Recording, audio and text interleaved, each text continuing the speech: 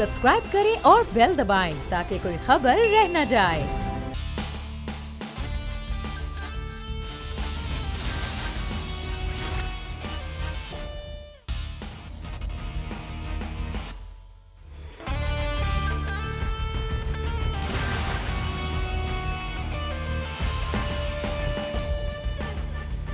नाज़रीन, आज 25 दिसंबर है और कायदे आज़म का यौम विलादत है। पूरी कौम को उनका यौम विलादत मुबारक हो। लेकिन 70 साल से सवाल ये एक है कि ये जो पाकिस्तान है, क्या कायदे आज़म ऐसा पाकिस्तान चाहते थे? सवाल के कई जवाब हैं कि पाकिस्तान कैसा चाहते थे कायदे आज़म, लेकिन जो मौजूदा पाकिस्तान है वो हरगिज़ नहीं चाहते थे।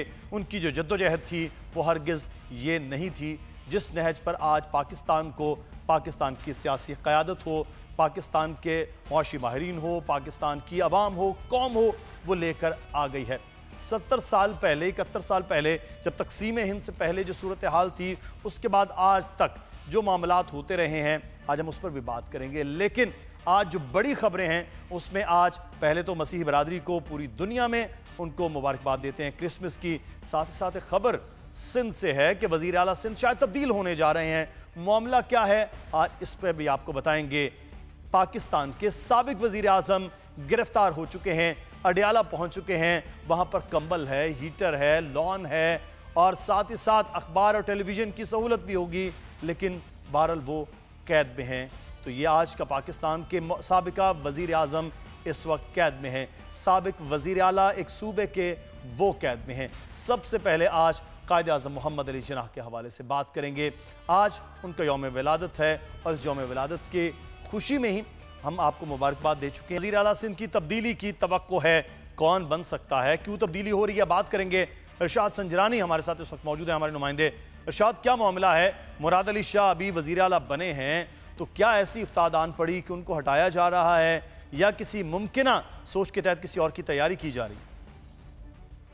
देखिए मुदस्सिर, जब से ये JIT की रिपोर्ट सामने आई है उसके बाद जो है जो पीपल्स पार्टी जो तवातुर से सलाह मशवरे जारी हैं, कानूनी टीम तवातुर से जो मशवरे कर रही है। और हमने देखा कि बिलावल भुट्टो बिल्कुल मसरूफ हैं क्योंकि उनका भी नाम JIT में आया। उसके बाद हम इस स्टोरी पर काम कर रहे थे और जब हमने देखा कि मुराद अली शाह के खिलाफ जो है 3 से 4 रेफरेंस की जो कानूनी टीम ने उनको बताया, बिलावल भुट्टो जरदारी और आसिफ जरदारी की जो मुलाकातें तवातुर से जारी हैं, अब भी जारी हैं। इस वक्त भी कल के हवाले से जो तैयारी की रहा है उसमें वज़ीर आला मुस्लिम मुराद अली शाह के हवाले से जब बात हुई तो उन्होंने कहा कि अगर मुमकिन गिरफ्तारी होती है और 3 से 4 रेफरेंस जैसे कानूनी टीम ने बताया कि उनके खिलाफ बनते नजर आ रहे हैं, तो उसमें जो उसके बाद जो है जो हमारे जराए बता रहे हैं कि मुराद अली जो नासिर हुसैन शाह मजबूत उम्मीदवार हैं। इससे पहले भी जब ये हुकूमत बन रही थी उस वक्त भी ये कहा जा रहा था कि नासिर हुसैन शाह दूसरे नंबर पर हैं। जब ये नई हुकूमत बन रही थी पीपल्स पार्टी की तो उसमें नासिर हुसैन शाह का नाम अब बिल्कुल तवातुर से सामने उभर कर आया। और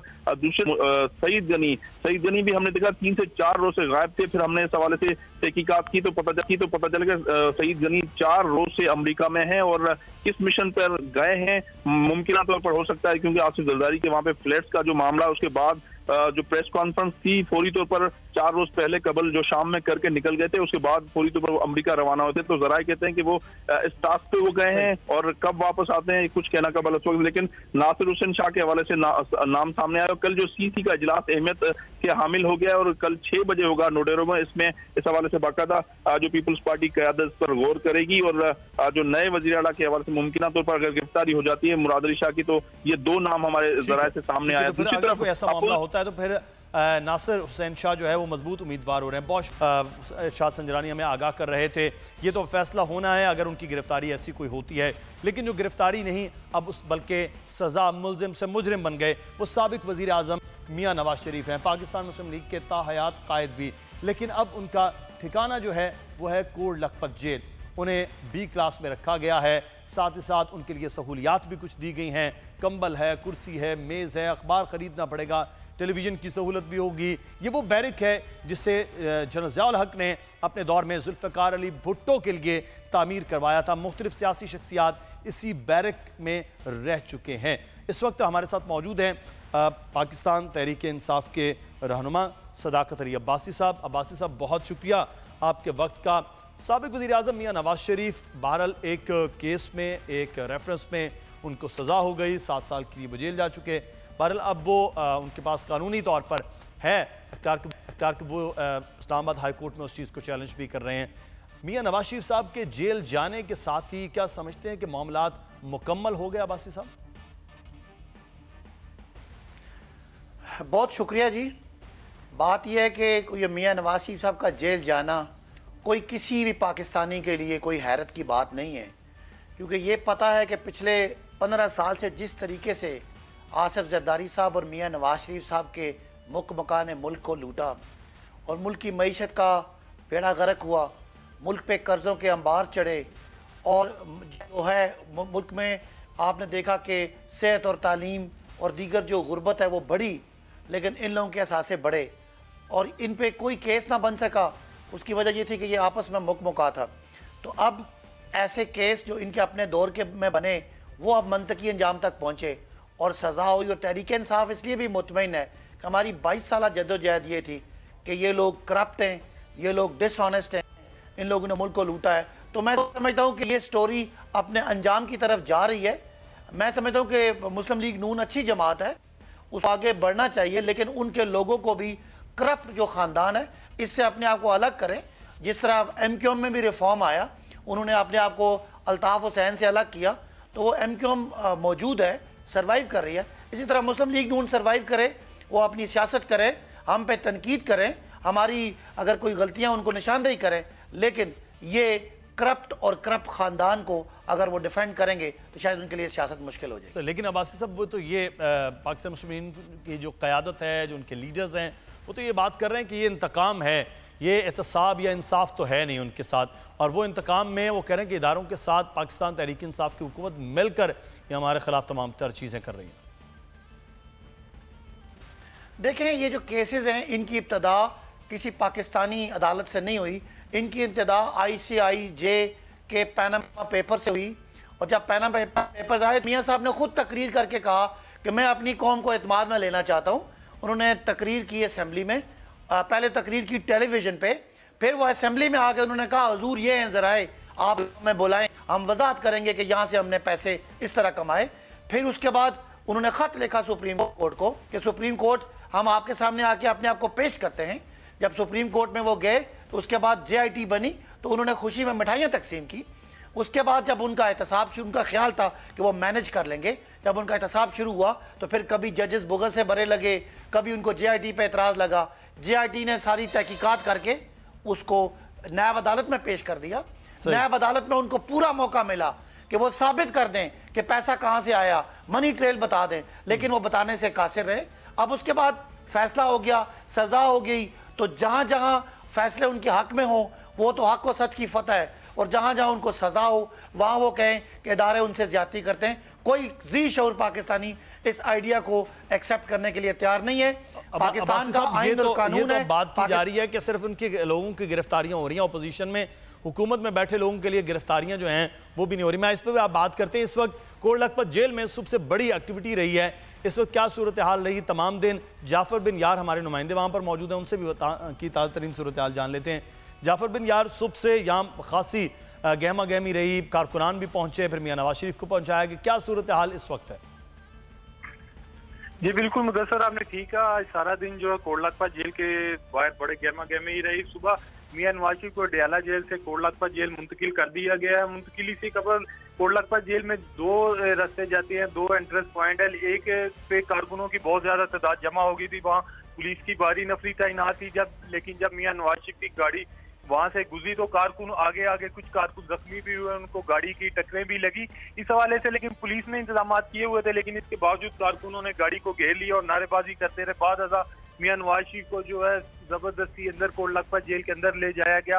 आपको बताऊं कि सबसे पहले जब मियां नवाज शरीफ कोट लखपत जेल में पहुंचे हैं तो सबसे पहले उनका तिब्बी मुआयना करवाया गया है। उनको जो है जेल के हॉस्पिटल में ले जाया गया है, वहाँ उनका तिब्बी मुआयना हुआ है। उसके बाद उनको बैरक में शिफ्ट कर दिया। बैरक के हवाले से अगर बात करें तो मियां नवाज शरीफ को अलग कमरे में रखा गया है, वहाँ एक छोटा सा सीन है, जबकि बैरक के अंदर उनको एक चारपाई मिली है, फराम की गई है, उसके ऊपर मैट्रेस है। 2 कुर्सियां, एक जो प्लास्टिक का छोटा टेबल है, दूसरा उनको जो है घर से जो बर्तन रखने की इजाजत होगी, साथ एक मुशक्की फराम कर दिया जाएगा जो बैरक की सफाई करता रहेगा। इसके अलावा घर से खाना मंगवाने की भी इजाजत होगी। और मजीद आपको अगर बताऊं तो मियां नवाज हफ्ते में सिर्फ एक दिन अपने लवाहिकीन से मुलाकात कर सकेंगे, क्योंकि जो नैब के कैदी होते हैं उनमें जेल इंतजामिया की जानब से दिन मुख्तसिस किए हुए हैं कि किस जुर्म में जो मुलव्वस कैदी अपनी जो मुलाकात करेगा। इस तरह नवाज शरीफ हफ्ते वाले दिन अपने जो लवाहिकीन से मुलाकात कर सकेंगे और वो ही लवाहिकीन आ सकेंगे जिनसे मियां नवाज शरीफ अप्रूवल देंगे, उनसे इजाजत ली जाएगी। चले अभी जो है वो सूरत हाल ये है कि मियां नवाज शरीफ साहब का आज पहला दिन होगा कोट लखपत जेल में और उसके बाद हफ्ते को मुलाकात का दिन होगा। मियां शहबाज शरीफ साहब मुलजिम की हैसियत से उस जेल में मौजूद हैं जिसे कोट लखपत जेल कहा जाता है। सदाकत अब्बासी साहब, मियां शहबाज शरीफ इस वक्त मुलजिम की हैसियत से नैब के ज़ेर तफ्तीश हैं, वो जुडिशल में हैं। मियां नवाज शरीफ को सज़ा हो गई है, जरदारी साहब के लिए घेरा तंग हो रहा है, वज़ीर आला सिंध के लिए मामला सख्त हो रहे हैं, ख्वाजा बरादरान इस वक्त कैद में हैं। तो ये तमाम तर चीज़ें, ये लग रहा है कि ऐसा जैसे PTI की हुकूमत आई है, उन्होंने अपने मुखालिफिन अपोजिशन जमातों के लोगों को पकड़ धकड़ शुरू कर दिया है कि ये किस किस्म की सियासत है, ये रवैया इख्तियार हो रहा है। लोग कह रहे हैं कि PTI आते ही अपने मुखालिफिन को कमज़ोर कर रही है ताकि उस पर कोई सवाल ना हो सके। देखिए, मैं जो बात कर था मेरी बात मुकम्मल नहीं हुई थी। मैं कहना चाह रहा हूँ कि मियाँ साहब को पूरा मौका मिला इन तमाम अदालतों में कि वो अपने जो उनके असासे पकड़े गए हैं उनका कोई जरिया बताएं, ज़राए आमदनी बताएं। पाकिस्तान का पिछले 20 साल से कानून है कि कोई भी पब्लिक ऑफिस होल्डर जिसके पास कोई ऐसी चीज़ पकड़ी जाती है कि जिसका उसके पास कोई जरिया आमदनी वाजे नहीं है तो वो करप्शन समझी जाती है। आपने नाम और भी लिए और वो हैं जिनको पाकिस्तानी तारीख जानती है कि वो करप्ट लोग हैं, उन पे इल्जाम लगे। अब जो JIT की रिपोर्ट आई है उस JIT रिपोर्ट इंकशाफात हैं किस तरह लोग हैं। एक चीज़ मैं आपसे ये जानना चाहूँगा, इस वक्त जो है मियां नवाज शरीफ साहब के लिए केसेस हो गए, मामलात हो गए। अब इमरान खान साहब का जो बयान था वज़ीर आज़म का, वो ये बयान था कि इस तरह से जो JIT के मामलात हैं, जो पैनामा के केसेस हुए हैं, किस तरह से कौम का पैसा है। असल सवाल यहाँ पर यह है कि ये जो कौम का पैसा लूटा गया है, अब इसको आपकी हुकूमत किस तरह से वापस लाएगी। गिरफ्तारियाँ होना, सजाएँ होना तो ठीक है, लेकिन वो पैसा मुल्क में आना जिसकी इस वक्त ज़रूरत है, उसके लिए क्या मैकेनिज्म? देखिए, जो JIT जो चल रही है, ये JIT तो मैं वैसे बता रहा था कि ये 2005 से 2000 और ये सो मोटो अदालत ने लिया था। अब एक फेज है जिसमें आपने ये पहले तो ये फिगर आउट करना है, फिर इसमें अदालती कार्रवाई है, अदालती कार्रवाई के बाद सजा है, फिर पैसों की रिकवरी है। तो जो मुल्क से बाहर पैसा है वो भी इंशाल्लाह रिकवर होगा और जो मुल्क के अंदर लूट मार रही है। सिंध में देखे ना क्या बुरे हालात हैं, बच्चे ग़िज़ाई किल्लत की वजह से उनकी मौत हो रही है, जबकि ये लोग अरबों खरबों के ट्रांजैक्शन यहाँ से करके तो मुल्क से बाहर लेके जा रहे हैं। तो यही तो मसला है, यही तो तहरीक इंसाफ का रोना है कि आज जरदारी साहब नवाज शरीफ साहब को एक नेक लगते हैं और जरदारी साहब को नवाज शरीफ साहब बड़े ईमानदार लगते हैं, जबकि असल कहानी ये आपको इन अदालती कार्रवाइयों में, इन JIT में नजर आ रही है कि किस तरह पिछले 15 साल इस कौम को लूटा गया। तो अब बात यह है कि ये हमारी जिम्मेदारी है, अभी तक जो कुछ हुआ ये पुराने केस चल रहे हैं, हमारी जिम्मेदारी है कि इन मुजरिमों को, इन मुल्जिमों को सजा तक पहुंचाएं और सजा में मुल्क को कौम का लूटा पैसा वापस जाके। यहाँ पे एक छोटी सी ब्रेक लेने, ब्रेक के बाद वापस आएंगे। सदाकत अली अब्बासी साहब से इस पर राय जरूर लेंगे जो अभी एहसन इकबाल साहब ने बात की। ब्रेक लेते हैं।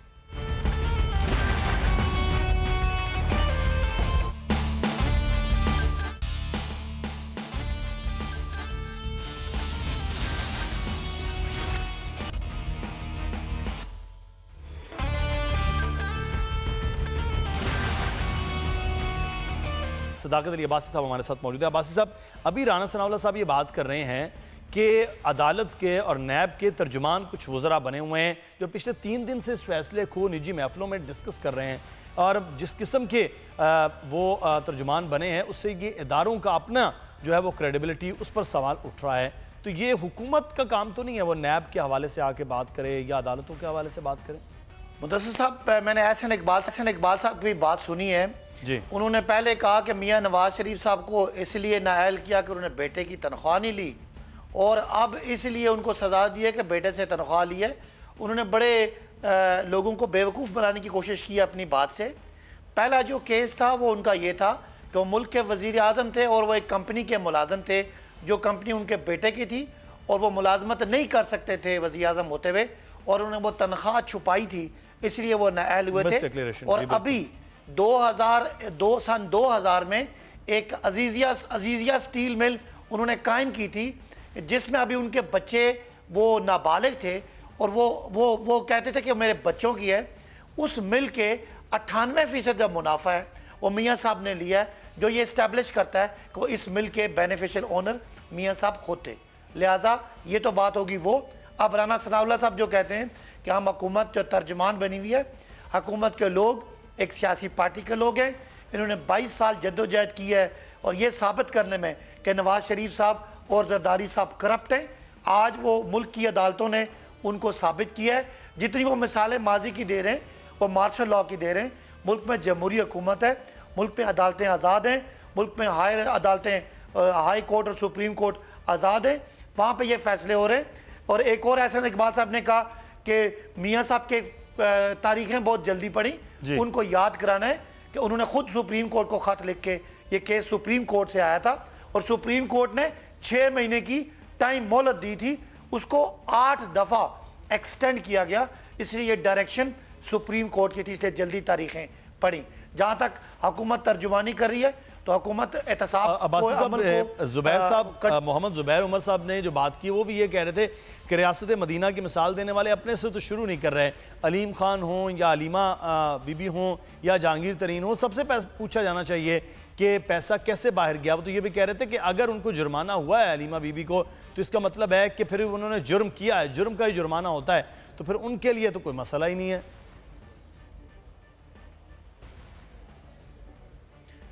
देखें, इसका जवाब ये है जुबैर उमर साहब को कि ये अभी रियासत मदीना का तो एहतसाब शुरू ही नहीं हुआ। ये तो जो कल JIT की रिपोर्ट आई है वो भी 2015-2014 का केस है, और जो इनका फैसला हुआ वो भी 2016 का केस है। अभी हमारे केसेस बनने हैं, और अगर हमारी तरफ से कोई इन्वॉल्व होता है तो नैब आज़ाद है, वो किसी भी वज़ीर को पकड़े, किसी भी MNA को पकड़े, किसी भी हमारी पार्टी के बंदे को पकड़े, उसको कोई रुकावट नहीं है। हमने ना ये नैब के केसेस बनाए, ना हम उनको रोक सकते हैं। लिहाजा उनको बताया जाए ये वो नैब है जो आपने बनाया था, वो कानून है जिस पे आपने हुकूमत की, और नैब के चेयरमैन आपने लगाए, लिहाजा वो किसी को पकड़ेंगे, हम चीखेंगे नहीं। मुझे अफसोस हो रहा है इतने बड़े बड़े नाम बैठ के एक करप्ट आदमी को डिफेंड कर रहे हैं, इनको अपनी इज्जतों का ख्याल नहीं है। एक चोर जिसको सुप्रीम कोर्ट और हाई कोर्ट और नैब कोर्ट ने करप्ट डिक्लेयर किया, उसको बैठ के डिफेंड कर रहे हैं। मैं सदाकत अब्बासी, मेरी पार्टी के किसी को भी अगर नैब की अदालत करप्ट कहेगी मैं उसके साथ नहीं खड़ा होऊंगा, उसके लिए प्रेस कॉन्फ्रेंस नहीं करूंगा। मुल्क को लूटने वाले, मुल्क को गरीब करने वाले, मुल्क को कमजोर करने वाले लोगों के दफा में बोलने वाले भी उसी तरह के मुजरिम हैं। अच्छा, इस वक्त वहीद गुल साहब ने हमें ज्वाइन किया, पाकिस्तान के रहनुमा हैं। वहीद गुल साहब, आप तो जिसको नैब कोर्ट ने मुजरिम डिक्लेयर किया उसके लिए खासे कल एहतजाज कर रहे थे, और आपके जैसे वो गिरे हुए थे, तबीयत भी ऐसा लग रहा था कि शायद कुछ उससे गमज़दा रहे हैं। तो ये क्या मामला है? आप मियां नवाज शरीफ साहब जिनको अब मुजरिम हो गए हैं, 7 साल की कैद हो गई है, आप उनको डिफेंड करते हुए नजर आ रहे हैं।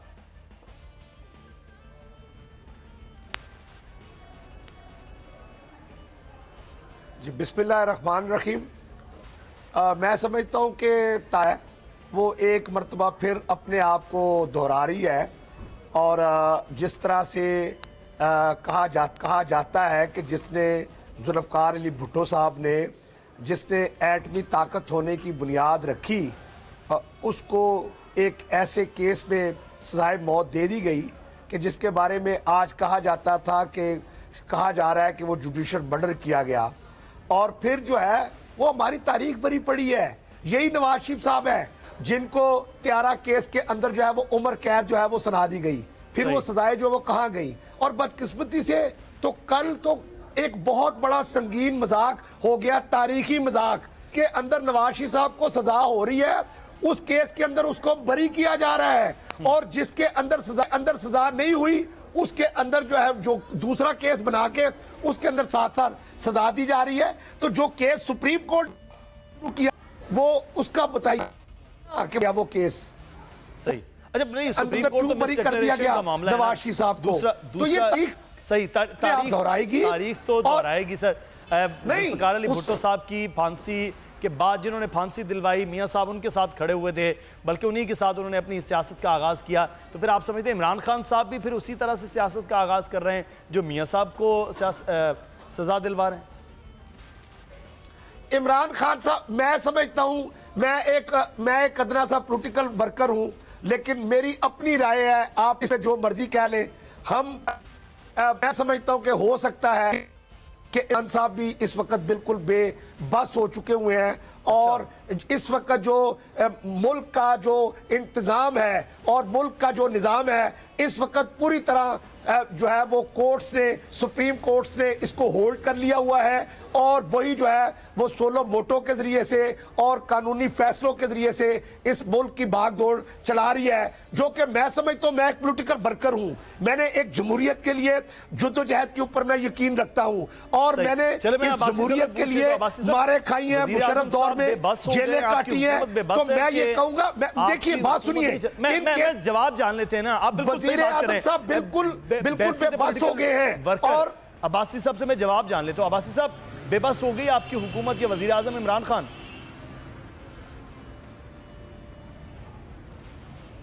ये जो मेरे भाई पॉलिटिकल वर्कर हैं, इनके जज्बात हैं मियां साहब के लिए और इनको बड़ा दुख है, तो वो कोई बात नहीं। किसी के भी बहन भाई को, अजीज़ को, लीडर को सज़ा होती है तो उनके घर वालों का यही हाल होता है। लेकिन मैं इनको बताना चाहता हूँ, अगर जुल्फ़िकार अली भुट्टो को सज़ा दी थी ज़िया उल हक ने, तो वो एक डिक्टेटरशिप थी, वहाँ अदालतें आज़ाद नहीं थी। अगर मुशर्रफ ने 13 साजिश केस की थी नवाज शरीफ को, तो वो भी एक डिक्टेटर था। अल्लाह ताला के फजल करम से 2 टेन्योर पीपल्स पार्टी और नून ने गुजारे हैं जमहूरियत के, और एक ये जमहूरियत है। इनको बताना है कि जमहूरियत में सबसे बड़ी बात होती है कि आप किसी लीडर से पूछ सकते हैं, डिक्टेटरशिप नहीं है। इन्होंने कहा कि जिस केस में मियां साहब को सज़ा हुई वो केस ख़त्म हो गया, तो मेरे भाई वो केस मियां साहब को तनख्वाह लेने पे था, नौकरी करने पे था, उस कंपनी पे नहीं था। लिहाजा मियां साहब ने वज़ीर आज़म होते हुए जो फ्लैगशिप कंपनी है उसमें अपने बेटे की कंपनी में नौकरी की थी और उसकी तनख्वाह उन्होंने डिक्लेयर नहीं की थी, इसलिए सज़ा हुई है। और दूसरी जो है, आज आपका जो मुल्क का अदालती निज़ाम है उसने कहा है कि मियां नवाज शरीफ साहब करप्ट हैं और वो करप्ट प्रैक्टिस में इन्वॉल्व हैं, क्योंकि वो यहाँ अजीज़िया स्टील मिल के जो पैसे यहाँ से गए उनका कोई सबूत नहीं दे सके। वो कहते रहे और उन्होंने कतरी खत जो था वो सबूत के तौर पे दिया, जो रिजेक्ट हो गया। और वो तमाम तरह इल्ज़ाम अपने बच्चों के लगाते रहे जो यहाँ से भागे हुए, या इल्ज़ाम अपने वालिद साहब पे लगाते रहे जो दुनिया से चले गए। लिहाजा वो मुजरिम है इस कौम के, उन्होंने करप्शन की है अदालतों के फैसले के बाद। किसी को ये अलग-अलग है कि वो कहे मैं सियासी कारकुन हूं। और साबिक़ वज़ीर आज़म मियां नवाज शरीफ की गिरफ्तारी के बाद अब मुमकिन क्या लाहे अमल होगा पाकिस्तान मुस्लिम नून का, उससे भी आगाह किया जा रहा है। और हुकूमत पर खासी तनकीद की जा रही है कि इस अमल में हुकूमत का हाथ है, जो कुछ इस वक्त मुल्क में हो रहा है या उनकी जमात के साथ हुआ है। The special report with Mudassir Iqbal से इजाज़त दीजिए। कल फिर से हाजिर होंगे कुछ खबरों, तबसरों और तज्जियों के साथ। अपने मेहमानों का शुक्रिया अदा करते, सदाकत अली अब्बासी और गिल साहब हमारे साथ मौजूद थे। दोनों आपका शुक्रिया। अल्लाह हाफ़िज़।